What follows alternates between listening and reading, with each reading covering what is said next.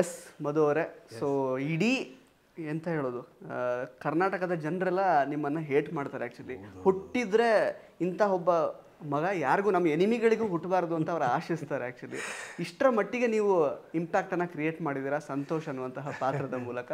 So ಏನು ಅನಿಸುತ್ತೆ ನಿಮಗೆ ಅಂತ? ಅಂದರೆ ಪಾತ್ರದ ಶೇಡ್ಸ್ಗಳು ಎಲ್ಲವೂ ಇದೆ, ಬಟ್ ಏನಂದರೆ ಅದು ಯಾಕೆ ಹಾಗೆ ಅಷ್ಟು ಜನ ಬೈತಾರೆ ಅಂದರೆ ಈ ಥರದವ್ರು ಇದ್ದಾರೆ. ಸಂತೋಷ್ ಥರದವರು ಸಿಕ್ಕಾಪಟ್ಟೆ ಜನ ಇದ್ದಾರೆ.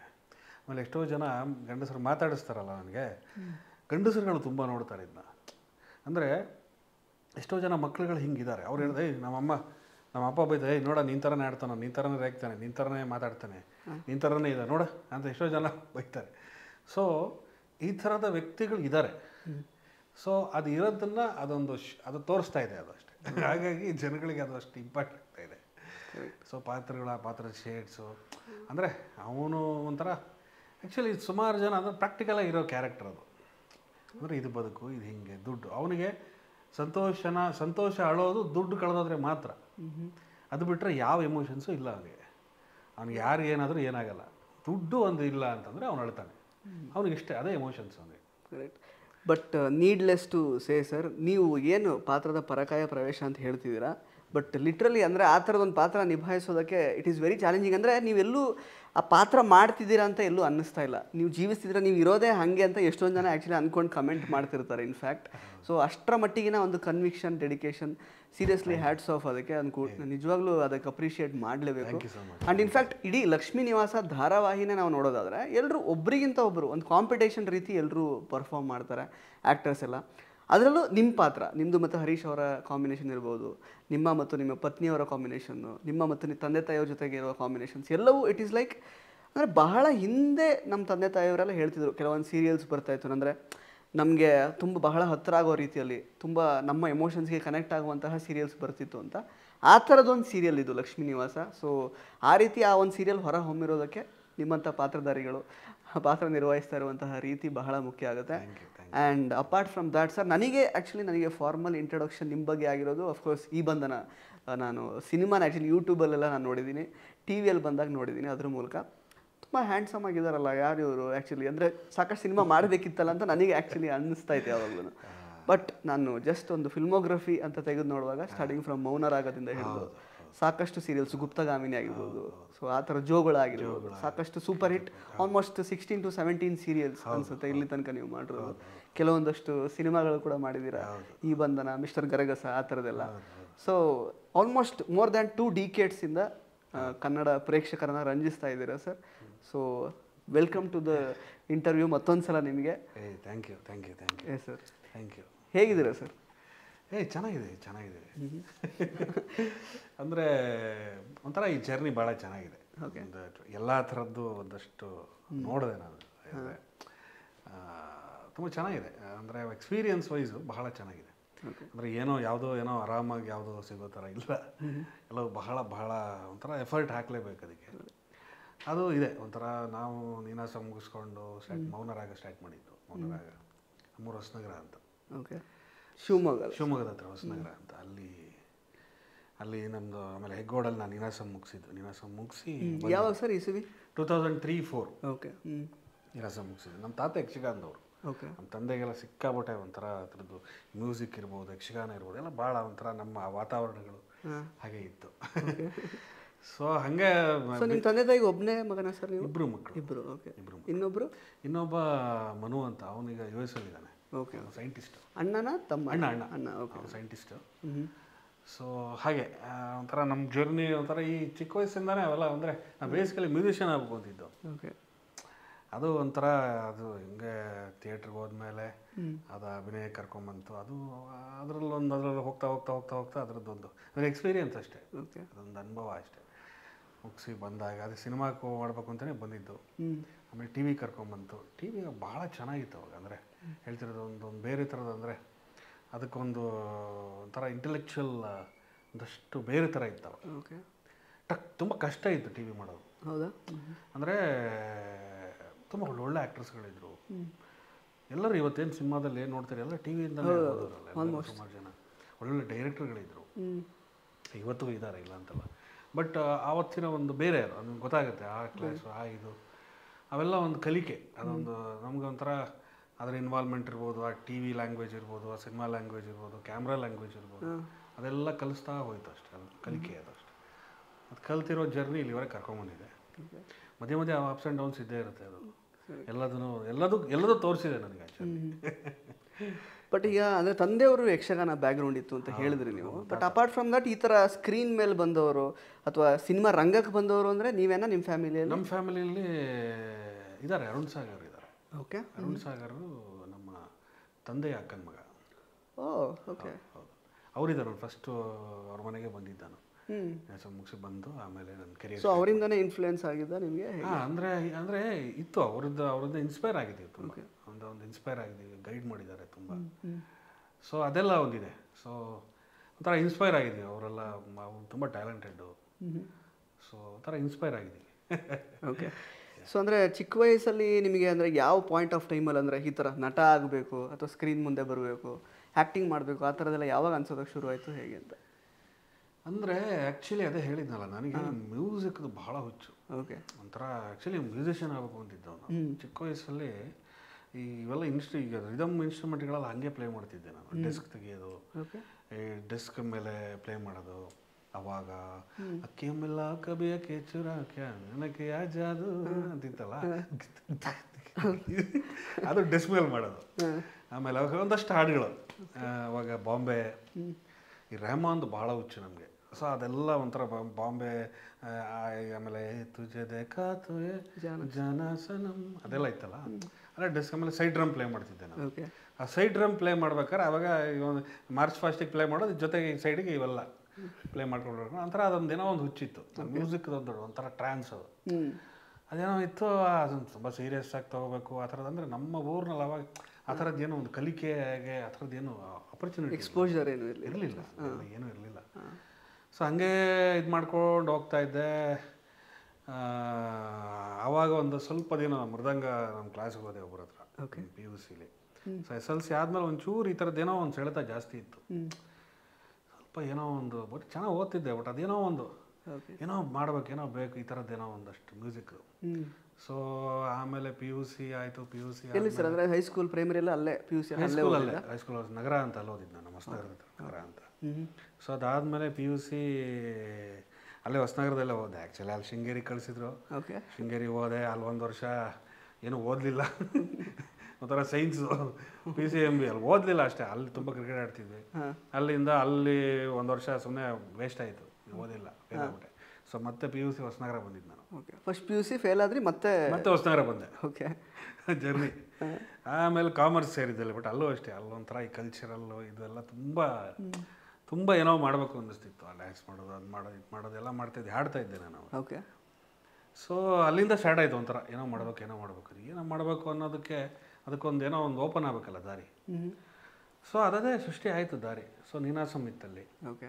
PUC ಮುಗಿಸಾದ್ಮೇಲೆ ಡಿಗ್ರಿ ಮಾಡ್ಕೊ ಅಂತಿದ್ರು ಮನೆಯಲ್ಲಿ. ಡಿಗ್ರಿ ಮಾಡ್ಕೊಂಡು ಆಮೇಲೆ ಏನೋ ಮಾಡುವಂತ. ಯೂಶ್ವಲಿ ಕಷ್ಟ ಇದೆಯಲ್ಲ, ಯಾರೋ ಸುಲಭವಾಗಿ ಹಂಗೆ ಒಪ್ಪಲ್ಲ. ಡಿಗ್ರಿ ಮಾಡ್ಕೊ ಅಂತಿದ್ರು. ಮತ್ತು PUC ಒಂದು ವರ್ಷ ಡಿಗ್ರಿ ಹೋದೆ.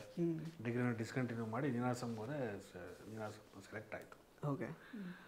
ಸೊ ಅಲ್ಲಿಂದ ಜರ್ನಿ ಸ್ಟಾರ್ಟ್ ಆಯಿತು.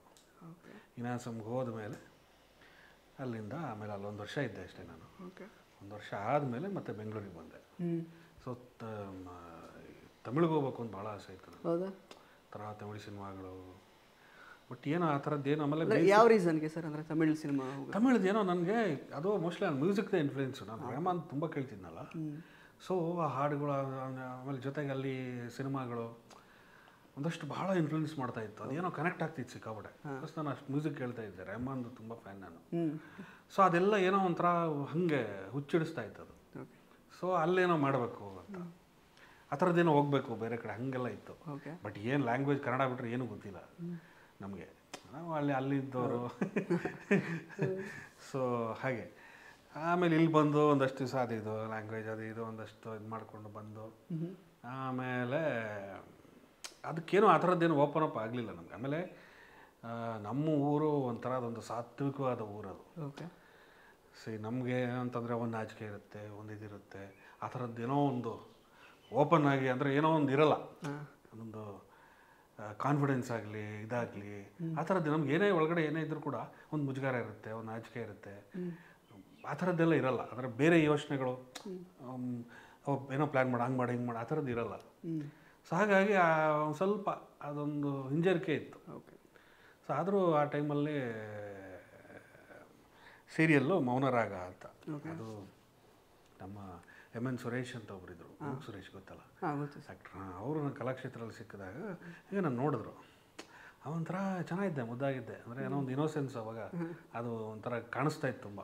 ಯಾವ ಹುಡುಗ ಇದು, ನೋಡೋಣ ಮಾತಾಡೋಣ ಅಂತೆಲ್ಲ ಇದು ಮಾಡಿದ್ರು. ಈ ಥರ ಹಿಂಗೆ ಆ್ಯಕ್ಟ್ ಮಾಡ್ಬೇಕು ಅಂತೀನಿ ಸರ್ ಅಂತೆಲ್ಲ ಹೇಳಿದೆ. ಸರಿ ಪಿ ಶೇಷಾದ್ರಿ ಒಂದು ಸೀರಿಯಲ್ ಸ್ಟಾರ್ಟ್ ಮಾಡ್ತಿದ್ದಾರೆ, ನಂಬರ್ ಕೊಟ್ಟಿರು ಅಂತ. ಫೋನ್ ಇರಲಿಲ್ಲ, ನಮ್ಮ ಅತ್ತೆ ಮನೇಲಿ ಇದ್ದಿದ್ದು ಬೆಂಗಳೂರು. ಸೊ ಅವ್ರು ನಂಬರ್ ತೊಗೊಂಡಿದ್ರು. ನಂಬರ್ ತೊಗೊಂಡು ಸುಮ್ಮನೆ ಹೋಗಿದ್ದೆ ನಾನು ವಾಪಸ್ ಕಲಾಕ್ಷೇತ್ರ. ಸೊ ಅವಾಗ ಅವರು ಒಂದು ಫೋನ್ ಬಂತು, ಅಲ್ಲಿ ಮ್ಯಾನೇಜರ್ ಫೋನ್ ಮಾಡಿದವರು, ನಾನು ಶ್ರೀಧರ್ ಅಂತ, ಈ ಥರ ಶೇಷಾದ್ರಿ ಅವ್ರ ಮ್ಯಾನೇಜರು, ಬನ್ನಿ ಒಂದು ಲುಕ್ ಟೆಸ್ಟ್ ಮಾಡಬೇಕು ಅಂತ. ಅಲ್ಲಿಂದ ಬಂದೆ, ಹೊಸಕೆರೆ ಕ್ರಾಸಿಗೆ ಬಂದು ಅವತ್ತು ಫಸ್ಟು ನನ್ನ ಒಂಥರ ಸ್ಕ್ರೀನ್ ಟೆಸ್ಟ್ ಮಾಡಿದ್ರು. ಅದಕ್ಕಿಂತ ಮುಂಚೆ ತುಂಬ ಮಾತಾಡಿದ್ರು ಅವರು, ಏನು ಏನು ಏನು ಇರ್ತಾ ಅಂತೆಲ್ಲ ಹಂಗೆಲ್ಲ ಗೊತ್ತಾಯ್ತು. ನೋಡಿ ಹುಡುಗ ಏನೋ ಒಂಥರ ಭಾಳ ಇನ್ನೋಸೆಂಟ್ ಆಗಿದ್ದಾನೆ ಅನ್ನೋ ಥರ ಅವರು ಮಾತಾಡ್ಸಿದ್ರು. ಏನು ನಿಮ್ಮ ಪ್ಲೇಸ್ ಹಂಗಿದ್ದೆ ನಾನು, ಏನೂ ಗೊತ್ತಿಲ್ಲ, ಒಂಥರ ಪ್ರಪಂಚಕ್ಕೆ ಇದಕ್ಕೆ ಬಿಟ್ಟಂಗೆ, ಬೆಂಗಳೂರಿಗೆ ತೆಗೆದಿಂಗೆ ಬಿಟ್ಟೆ, ಯಾಕಂದರೆ ಆ ಊರಿಂದ ಹಿಂಗೆ ಬಿಟ್ಟಂಗೆ. ಸೊ ಆಮೇಲೆ ಮಾತಾಡಿದ್ರು, ತುಂಬ ಮಾತಾಡಿದ್ರು. ಒಂದು ಸೀನ್ನ ಶೂಟ್ ಮಾಡಿದ್ರು. ಶೂಟೆಲ್ಲ ಮಾಡಿ ಆಮೇಲೆ ಹೋಗ್ಬೇಕಾದ್ರೆ ಅಸೋಸಿಯೇಟ್ ಹೋಗಿದ್ರು, ವಿನೋದ್ ದೊಂಡಾಳೆ ಅಂತ, ಅವರು ತೀರ್ಕೊಂಡ್ರು ಮೊನ್ನೆ. ಸೊ ಅವರು ಅಸೋಸಿಯೇಟ್ ಅವ್ರಿಗೆ, ಅವರು ಹೊರಗಡೆ ಬಂದು ಈ ನಿಮ್ಮ ಆ ಕುರ್ಚಲು ಚಿಕ್ಕ ಗಡ್ಡ ಹಾಗೆ ಇರಲಿ ಅಂದರು. ಹೌದಾ ಅಂತ ಹಿಂಗೆ ಹೋದಾಗ ಅದೊಂದು ಚೂರು ಬಂತು, ಇದಂಗೆ ಹೇಳ್ತೀರಂದ್ರೆ ಏನೋ ಇದೆ ಅಂತ. ಆಮೇಲೆ ಫೋನ್ ಮಾಡಿ ಹೇಳಿದ್ರು, ನೀವು ಸೆಲೆಕ್ಟ್ ಆಗಿದ್ದೀರಿ, ಸೊ ಈ ಥರ ಅಂತ ಹೇಳಿದ್ರು. ಅಲ್ಲಿಂದ ಜರ್ನಿ ಸ್ಟಾರ್ಟ್ ಆಯಿತು. Okay, but serials you're okay to do serials ಸ್ಟಾರ್ಟಿಂಗಲ್ಲಿ? ಸ್ಟಾರ್ಟಿಂಗಲ್ಲಿ ಓಕೆ, ಅಂದರೆ ಅದೇ ಹೇಳಿದಲ್ಲ, ಅಂದರೆ ಈಗ ಸಿನಿಮಾ ಮಾಡಬೇಕು ಬಂದಿರ್ತೀವಿ, ಆ ಥರದ್ದೇನೋ ಒಂದು ಅದಕ್ಕೊಂದು ಸಿನಿಮಾ ಮಾಡಬೇಕು ಅಂತಲೇ ಬಂದಿದ್ದು ನಾನು. ಟಿ ವಿ ಅನ್ನೋ ಕಾನ್ಸೆಪ್ಟ್ ಇರಲಿಲ್ಲ ನನ್ನ ತಲೆಯಲ್ಲಿ. ಬಟ್ ನನ್ನ ರೂಟಲ್ಲಿ ಕರ್ಕೊಂಬಂತು. ಕರ್ಕೊಂಬರ್ತಿದ್ದಂಗೆ ಅಲ್ಲಿ ಟಿ ವಿಯ ಒಂದು ಸ್ಟ್ರಾಂಗ್ ಆಗಿರೋ ಒಂದು ಇದಿತ್ತು, ಒಂದು ಬೇಸ್ ಇತ್ತು ಅಲ್ಲಿ. ಅಂದರೆ ಅದರ ಕಂಟೆಂಟ್ ಇರಬಹುದು, ಆ್ಯಕ್ಟ್ ಮಾಡೋ ರೀತಿ ಇರ್ಬೋದು, ಅಲ್ಲಿರೋ ಕಲಾವಿದರುಗಳಿರ್ಬೋದು, ತುಂಬ ಸ್ಟ್ರಾಂಗ್ ಆಗಿದ್ದರು. ತುಂಬ ಟಫ್ ಇತ್ತು, ತುಂಬ ಚಾಲೆಂಜಿಂಗ್ ಆಗಿತ್ತು ಟಿ ವಿ. ಸೊ ಅದನ್ನು ಮಾಡ್ತಾ ಒಂಥರ ಅದು ಟಿ ವಿನಲ್ಲೇ, ಬಟ್ ಜೊತೆಗೆ ಪ್ಯಾರಲಾಗಿ ಸಿನಿಮಾಗಳು ತುಂಬ ಟ್ರೈ ಮಾಡ್ತಿದ್ವಿ ನಾವು. ಓಕೆ. ಸೊ ಹಾಗಾಗಿ ಆ ಟೈಮಲ್ಲಿ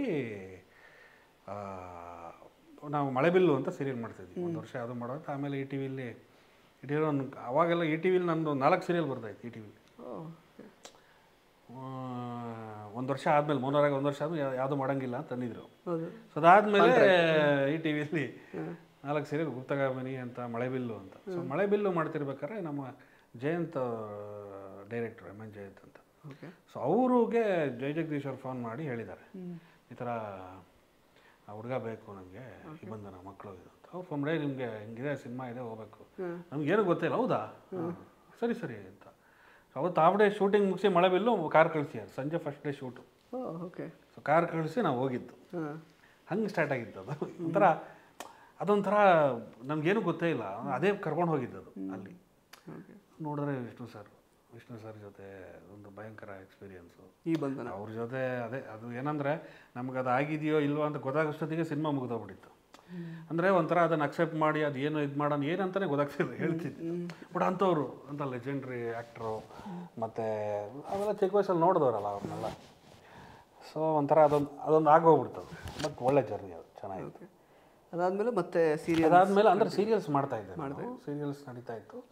ತುಂಬ ಚೂಸಿಯಾಗಿದ್ದೆ ನಾನು, ತುಂಬ ಚೂಸಿಯಾಗಿ. ಅದೇನಾಗ್ತು, ಒಂದು ಕಲಿಕೆ ಜೊತೆಗೆ 9/2 ಮಾಡಿದೆ ಕಾಸರವಳ್ಳಿ ಅವ್ರದ್ದು. ಪ್ಯಾರಲಾಗಿ ಹಂಗಂಗೆ ಸಿನಿಮಾಗಳು ಒಂದಷ್ಟು ಬಂತು. ಬಟ್ ಏನಂದರೆ ಈಗ ಲೀಡಾಗಿ ಸಿನಿಮಾ ಮಾಡಬೇಕು ಅಂತಂದರೆ ಅದಕ್ಕೊಂದು ಬೇರೆ ಏನೋ ಬೇಕು ಅನ್ನುವಂಥದ್ದು ಒಂದು ಕಲಿಕೆ ಇತ್ತು. ಬಟ್ ಅದೊಂದೇನೋ ಮ್ಯಾಜಿಕ್, ಅದು ನಮ್ಮ ಕೈಲಿಲ್ಲ. ಮ್ಯಾಜಿಕ್ ಆಗಬೇಕಾಗಿರೋದು ಪ್ರಯತ್ನಗಳಾಯಿತು ಒಂದಷ್ಟು. ಸೊ ಪ್ಯಾರಲಾಗಿ ಸೀರಿಯಲ್ಗಳು ಮಾಡ್ತಾಯಿದ್ದೆ. ಆಮೇಲೆ ವಿನು ಬಳಜ್ಜ ಅವ್ರದ್ದು ಪ್ರೀತಿಗಳ ಮೇಲೆ ಮಾಡಿದ್ರಲ್ಲ, ಸೊ ಅವ್ರದ್ದು ಜೌಗಳ ಮಾಡಿದೆ. ಸೊ ಆತ ಅದ್ಭುತವಾದ ನಿರ್ದೇಶಕರು. ಸೊ ಅವ್ರ ಜೊತೆ ಕೆಲಸ ಮಾಡ್ತಾ ಒಂದಷ್ಟು ಕಲಿಕೆ, ಜೊತೆಗೆ ಅದೇನೋ ಕೆಲಸದೊಂದು ಖುಷಿ ಸಿಗ್ತಾ ಹೋಯಿತು ನಮಗೆ. ಅಂದರೆ ಆ ಕೆಲಸದ ಖುಷಿ ಜೊತೆಗೆ ಇನ್ನೇನೋ ಒಂದು ಹುಡ್ಕೋಬೇಕಾಗುತ್ತೆ. ಅಂದರೆ ಅದೆಲ್ಲ ಇವಾಗ ಗೊತ್ತಾಗುತ್ತೆ ನಮ್ಗೆ, ಆವಾಗ ಗೊತ್ತಾಗಲ್ಲ. ಅಂದರೆ ಅದ್ರ ಜೊತೆಗೆ ಇನ್ನು ದಾರಿಗಳು ಹುಟ್ಕೊಂಡು ಹೋಗಿ ಅಷ್ಟಕ್ಕೆ ನಾವು ಆಗ್ಬಿಡ್ಬಾರ್ದು ಹಾಕ್ಬಿಡ್ದೆ ಖುಷಿ ಹಾಕ್ಬಿಡ್ದೆ ಬಂದೆ ಅನ್ನೋ ಥರದ್ದು ಆಗಬಾರ್ದು. ಅದು ಜೊತೆಗೆ ಇನ್ನೇನೋ ಮಾಡ್ತಾ ಇರಬೇಕಂದ್ರೆ ಇಲ್ಲಿ ಹುಡುಕಾಟಗಳು ಅಥವಾ ಒಂದೇನೋ ಒಂದು ಆ ಥರದ್ದು ಒಂದು ಅದು ಆಗ್ತಿರ್ಲಿಲ್ಲ. ಜೊತೆಗೆ ಏನೋ ಮಾಡಿದ್ದು ಆಗ್ತಿರ್ಲಿಲ್ಲ. ಯಾವುದೋ ಸಿನಿಮಾ ಪ್ರಯತ್ನ ಪಡ್ತಾ ಇದ್ವಿ, ನಿಂತೋಗ್ತಿತ್ತು, ಹಿಂಗೆಲ್ಲ ಆಗ್ತಾಯಿತ್ತು. ಸೊ ಆ ಜನ್ನಲ್ಲಿ ಒಂದಷ್ಟು ಸಿನಿಮಾಗಳು ಹಂಗೆ ಕೇಳಿ ಒಂದಷ್ಟು ಸಿನಿಮಾಗಳು ಮಾಡ್ಕೊಂಡ್ಬಂದೆ. ಓಕೆ. ಟಿ ವಿ ಪಲ್ಲವಿವರೆಗೂ ನಾನು ಲೀಡ್ ಮಾಡ್ತಾ ಇದ್ದೆ. ಪಲ್ಲವಿ ಆಮೇಲೆ ಪುನರ್ವಿವಾಹ ಎಲ್ಲವೂ ಅಂದರೆ ಪಲ್ಲವಿ ತುಂಬ ಒಳ್ಳೆ ಸೀರಿಯಲ್. ಅದಾದ್ಮೇಲೆ ಜೋಗುಳ, ಗೆಜ್ಜೆ ಪೂಜೆ ಅಂತ ಒಂದು ಮಾಡಿದೆ, ಚಕ್ರವಾಕ ಅಂತ ಮಾಡಿದೆ. ಪಲ್ಲವಿ ಟಿ ವಿನಲ್ಲಿ ಒಂದು ಅವತ್ತಿನ ಒಂದು ಬೇರೆ ಥರದ ಒಂದು ಒಳ್ಳೆ ಸೀರಿಯಲ್ ಅದು. ಸುವರ್ಣದಲ್ಲಿ ಬಂತು, ಸೂಪರ್ ಹಿಟ್ ಆಯಿತು. ಅದು ತುಂಬ ಚೆನ್ನಾಗಿತ್ತು. ಅದಾದಮೇಲೆ 2 ಸಿನಿಮಾ ಆಗಬೇಕಾಗಿತ್ತು, ಆಗಲಿಲ್ಲ. ಸೊ ಮತ್ತೆ ಏನಾಯಿತು, ಅದು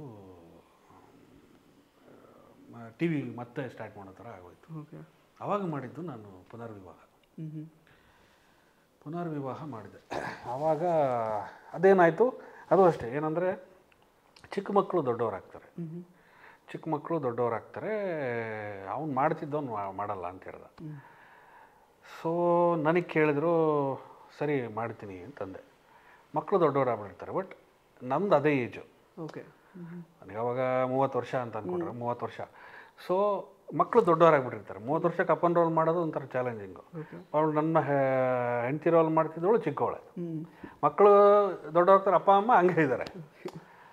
ಸೊ ಅದು ಒಪ್ಕೊಂಡು ಮಾಡಿದೆ ನಮ್ಮ ಶ್ರುತಿ ನಾಯ್ಡು ಅವರು. ಸೊ ಚೆನ್ನಾಗಿ ಮಾಡಿದ್ರು, ತುಂಬ ಚೆನ್ನಾಗಿ ಮಾಡಿದ್ರು. ಕ್ಯಾರೆಕ್ಟ್ರು ಎಲ್ಲ ಅದ್ಭುತವಾಗಿತ್ತು. ಬಟ್ ಏನಾಯಿತು ಅಂದರೆ ಆ ಪಾತ್ರ ಮಾಡಿದ್ದು ಒಂಥರ ನನಗೆ 20 ವರ್ಷ ಮುಂದೆ ಹೊಟ್ಟೋಗ್ಬಿಡ್ತೀರಿ ಅದು. ಓಕೆ. ಅಂದರೆ ನಿಮ್ಗೇನಾಗುತ್ತೆ, ಒಂದು ಅಪ್ ಆ್ಯಂಡ್ ರೋಲ್ ಮಾಡೋದು ಯಾವ ಥರದ ಅಪ್ ಆ್ಯಂಡ್ ರೋಲ್ ಮಾಡ್ದ ಅನ್ನೋದನ್ನು ಯೋಚನೆ ಮಾಡಲ್ಲ ಜನ.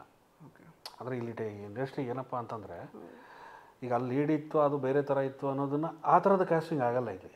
ಈಗ ಅಪ್ ಆ್ಯಂಡ್ ರೋಲ್ ಮಾಡಿ ಕರೀರಿ ಅಂತಾರೆ. ಏಜ್ ಆಗಿದೆ ಅದಕ್ಕೆ ಹಂಗೆ ಮಾಡಿಬಿಡ್ತಾರೆ. ಸೊ ಅದು ಏನಾಯಿತು, ತುಂಬ ಆ ಥರ ಆಫರ್ಗಳು ಬರೋಕ್ಕೆ ಸ್ಟಾರ್ಟ್ ಆಗ್ಬಿಡ್ತು. ಓಕೆ. ಅಂದರೆ ಅದು ಯಾರ್ಯಾರಿಗೆ ಹಂಗೆಲ್ಲ ಆಗೋಯ್ತು. ಯಾರ್ಯಾರಿಗೆ ಅಂದರೆ ಏಜೆಂಟ್ ಮೀರಿನ ಪಾತ್ರ, ಅಂದರೆ ಏಜೆಂಟ್ ಮೀರಿ ಪಾತ್ರ ಮಾಡ್ಬೋದು, ಅದು ತುಂಬ ದೊಡ್ಡ ವಿಷಯ ಒಬ್ಬ ಆ್ಯಕ್ಟರ್ಗೆ. ಬಟ್ ಏನಂತಂದರೆ ಅದು ಸಿನಿಮಾದಲ್ಲಿ ಬೇರೆ ಥರ ಆಗುತ್ತೆ ನಿಮಗೆ.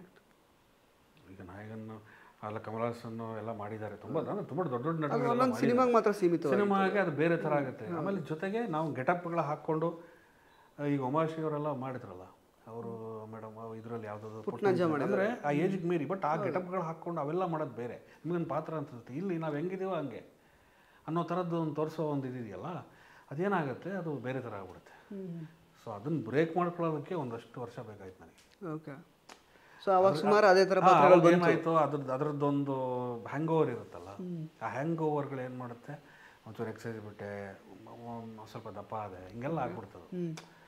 ಸೊ ನಾನು ಮತ್ತೆ ಕಂಬ್ಯಾಕ್ ಆಗೋದಕ್ಕೆ ಅಂದರೆ ಹಂಗೆ ಆಗೋದಕ್ಕೆ ಒಂದು ಹೊಟ್ಟೋಗ್ಬಿಟ್ಟಿರುತ್ತೆ, ಒಂದು ಜರ್ನಿ ಹೊಟ್ಟೋಗ್ಬಿಟ್ಟಿರುತ್ತೆ. ಬಿಕಾಸ್ ಆ್ಯಕ್ಟ್ರಿಗೆ ಅದು ಅವನು ಅನುಭವಿಸೋ ಒಂದು ಇರುತ್ತಲ್ಲ ಜರ್ನಿನಲ್ಲಿ, ಅದೆರಡು ಹೊಡ್ತಾ ಬಿಟ್ಬಿಡುತ್ತೆ. ಅದನ್ನು ಬ್ರೇಕ್ ಮಾಡಿಕೊಂಡು ಮಾಡೋಷ್ಟೊತ್ತಿಗೆ ಅದು ಇಷ್ಟು ವರ್ಷ ಬೇಕಾಯ್ತು. ಸೊ ಮಧ್ಯೆ ಒಂದಷ್ಟು ಸಿನಿಮಾಗಳು ಮಾಡಿದೆ, ಪ್ರಾಯಶಃ ಅಂತೆಲ್ಲ ಒಳ್ಳೊಳ್ಳೆ ಸಿನಿಮಾಗಳು ಮಾಡಿದೆ. ಒಂದಷ್ಟು ಸಿನಿಮಾ ಮಾಡೋಣ ಅಂತ ಆ್ಯಕ್ಟ್ ಮಾಡಿದೆ. ಬಟ್ ಅಲ್ಲೂ ಅಷ್ಟೇ, ಅದು ಸಿಗಬೇಕು, ಆಗಬೇಕು, ಅದು ಒಂದು ಬೇರೆ, ನಾವು ಮಾಡೋ ಸಿನಿಮಾ ರೀಚ್ ಆಗಬೇಕು, ಅದು ವರ್ಕ್ ಆಗಬೇಕು, ತುಂಬ ದೊಡ್ಡ ವಿಷಯ ಅದು. ಆ ಟೈಮಲ್ಲಿ ಮತ್ತೆ ನಾನು ಮ್ಯೂಸಿಕ್ ಮತ್ತೆ ಸ್ಟಾರ್ಟ್ ಮಾಡಿದೆ. ನಾನು ಮ್ಯೂಸಿಕ್ ಮತ್ತೆ ಸ್ಟಾರ್ಟ್ ಮಾಡಿ ಮತ್ತೆ ಹೋಗಿ ಒಂದಷ್ಟು ಕಲಿಕೆ, ಸಣ್ಣ ಪುಟ್ಟ, ನಾವೇನು ವಿದ್ವಾಂಸರಲ್ಲ, ಸಣ್ಣ ಪುಟ್ಟ ಕಲಿಕೆ ಮಾಡ್ಕೊಂಡು ನಾನು ಕಂಪೋಸ್ ಮಾಡೋದು ಮುಂಚೆನೇ ಹುಚ್ಚು. ಕಂಪೋಸಿಂಗ್ ಸುಮ್ಮನೆ ಟ್ಯೂನ್ ಮಾಡೋದು, ಹಿಂಗೊಂದು ಕಂಪೋಸಿಂಗ್ ಹುಚ್ಚು. ಸೊ ಅದು ಮಾಡೋಕ್ಕೆ ಸ್ಟಾರ್ಟ್ ಮಾಡಿದೆ. ಮತ್ತೆ ಸ್ಟಾರ್ಟ್ ಮಾಡಿದ್ರೆ ನಮ್ಮ ಒಂದಂಕಿ ಕಾಡು ಅಂತ ಒಂದು ಸಿನಿಮಾ. ಆ ಒಂದಂಕಿ ಕಾಡಿಗೆ ನಮ್ಮ ಫ್ರೆಂಡೇ ಡೈರೆಕ್ಟ್ರು, ವೈದ್ಯ ಅಂತ. ಸೊ ಅವರು ನೀವು ಮ್ಯೂಸಿಕ್ ಮಾಡಿಬಿಡಿ ಸಿನಿಮಾಗೆ. ಹೌದಾ, ಸರಿ ಅಂತ ಅಂದ್ಬಿಟ್ಟು ಟ್ಯೂನ್ ಮಾಡಿದೆ, ಇದು ಮಾಡಿದೆ, ಆ ಸಿನಿಮಾಗೆ ಮ್ಯೂಸಿಕ್ ಮಾಡಿಬಿಡಿ. ಸೊ ಆವಾಗ ಅದು ಒಂದು ಮ್ಯೂಸಿಕ್ ಒಂದು ಸ್ಟಾರ್ಟ್ ಆಯಿತು ಜರ್ನಿ. ಸೊ ಆಮೇಲೆ ಮತ್ತೆ ಅದರದ್ದೇ ಆದ ಇದಿದೆ. ಸೊ ಮೂಲ ಮತ್ತೆ ಆ್ಯಕ್ಟಿಂಗು. ಸೊ ಅದೆಲ್ಲ ಆಗಿ ಸಿನಿಮಾಗಳು ಒಂದಷ್ಟೆಲ್ಲ ಆದಾಗ ಲಕ್ಷ್ಮೀ ನಿವಾಸ ಸ್ಟಾರ್ಟ್ ಆಗಿತ್ತು. ಈ ಥರ ಕರೆದ್ರು, ಹೋದೆ. ಇದು ನೋಡಿದ್ರೆ ಇಲ್ಲ, ನನ್ನ ಏಜನ್ ಪಾತ್ರ ಆದರೆ ಮಾಡ್ತೀನಿ ಆ ಥರ ಮಾಡಿಕೊಂಡು, ಆವಾಗ ಈ ದೊಡ್ಡ ಮಗ ಇದ್ದಾನೆ ಅಂತ ಅದನ್ನೆಲ್ಲ ಇದು ಮಾಡಿ, ಸೊ ಆವಾಗ ಈ ಲಕ್ಷ್ಮೀ ನಿವಾಸ ಜರ್ನಿ ಸ್ಟಾರ್ಟ್ ಆಗಿತ್ತು. So this is like come back ಅಂತ ಕನ್ಸಿಡರ್. ಕಮ್ ಬ್ಯಾಕ್ 100% ನನಗೆ ಟಿವಿಗೆ ಒಂದು ಕಮ್ ಬ್ಯಾಕ್. ಆಮೇಲೆ ನಾನು ಅಷ್ಟು ವರ್ಷ ಮಾಡಿರೋ ಪಾತ್ರಗಳು, ಅದು ಲೀಡ್ ಮಾಡ್ತಿರ್ಬೇಕಾದ್ರೆ ಅದು ಎಲ್ಲ ಪಾಸಿಟಿವ್ ಪಾತ್ರ, ಲವರ್ ಬಾಯಿ, ದೇವದಾಸ್, ಈ ಥರದ್ದೆಲ್ಲ ಮಾಡಿರೋದು ಮೀರಿ ಇದೊಂದು ನನಗೆ ಕಂಪ್ಲೀಟ್ ಬೇರೆ. ಈ ಥರದ್ದು ಬೇಕಾಗಿತ್ತು ನನಗೆ, ಹೌದು ಆ್ಯಕ್ಟ್ರಿಗೆ ಈ ಥರದ್ದು ಬೇಕಾಗಿತ್ತು. ಸೊ ಹೇಳಿದಾಗ ಹೆಂಗಿದ್ದಾರೆ ಅಂತಂದಾಗ ಅಂದರೆ ಅದರ ಸೂಕ್ಷ್ಮಗಳು ಬೇರೆ ಇತ್ತು ಪಾತ್ರದ್ದು. ಹೋಗ್ತಾ ಹೋಗ್ತಾ ಅದರದ್ದೊಂದು ನಾವೊಂದು ಅದಕ್ಕೊಂದು ಇಂಪ್ರೂವೈಸ್ ಮಾಡಿಕೊಂಡು ಅದಕ್ಕೊಂದು ಏನೋ ಕೊಟ್ಕೊಂಡು, ಸೊ ಅದು ಫಸ್ಟಿಗೆ ಈಗ ನಾವು ನೋಡಿದಾಗ ಬಿಗಿನಿಂಗ್ ನೋಡಿ ಆ ಥರ ಪಾತ್ರ ಇದನ್ನು ಹೆಂಗೆ ಮಾಡ್ತಾರೆ ಅನ್ನೋದು ಇರುತ್ತೆ. ಸೊ ಇದೊಂದು ತುಂಬ ಚಾಲೆಂಜಿಂಗ್ ಆಗಿತ್ತು, ಅದನ್ನು ಬೇಕಾಗಿತ್ತು ನನಗೆ. ಸೊ ಮಾಡ್ತಾಯಿದ್ವಿ. ಸೊ ಜನಗಳು ಬೈತಾರೆ ಅಂದರೆ ಅದು ನಮ್ಗೆ ಆಶೀರ್ವಾದ, ಪಾತ್ರದ ಆಶೀರ್ವಾದ. ಸಿಕ್ಕಾಪಟ್ಟೆ ಬೈತಾರೆ, ಸಿಕ್ಕಾಪಟ್ಟೆ ಬೈತಾರೆ. ಬೈತಾರೆ ನಿಮ್ಮ ಚೆನ್ನಾಗಿ ಮಾಡ್ತೀರಿ ಅಂದರೆ ಆ ಥರ ಎರಡು ಥರ ಯೋಚನೆ ಮಾಡೋರು ಇರ್ತಾರೆ. ಕೆಲವರು ಒಂದೇ ಥರ ಯೋಚನೆ ಮಾಡ್ತಾರೆ, ಎರಡು ಥರ ಯೋಚನೆ ಮಾಡೋರಿಗೆ ಬಹಳ ಚೆನ್ನಾಗಿರುತ್ತೆ ಸರ್. ಅಂದರೆ ಆ ಥರದ್ದು ಎಕ್ಸ್ಪೀರಿಯನ್ಸ್ ಅಂದರೆ ಅಭಿಮಾನಿಗಳು ಆ ಥರ ಫುಲ್ ರೋಷಾವೇಶದಿಂದ ನಿಮ್ಮ ಮುಂದೆ ವ್ಯಕ್ತಪಡಿಸಿದ್ದು, ಅವ್ರ ಸಿಟ್ಟನ್ನು ಆ ಥರದ್ದು ಏನಾದ್ರು ಇದೆಯಾ? ಅಂದರೆ